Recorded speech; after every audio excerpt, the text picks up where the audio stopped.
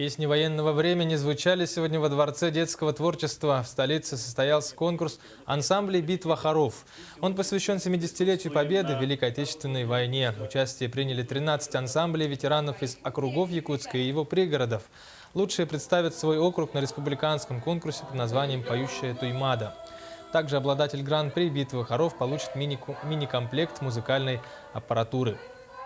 Главная идея мероприятия, конечно, это передача эстафету молодым. Это показать, как ветераны, как люди пожилого возраста живут, как они, совладав со всеми невзгодами жизни, все равно жизнерадостны.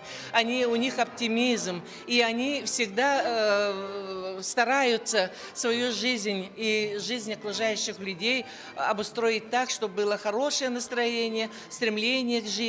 И самое главное, учат этими песнями любить свою родину.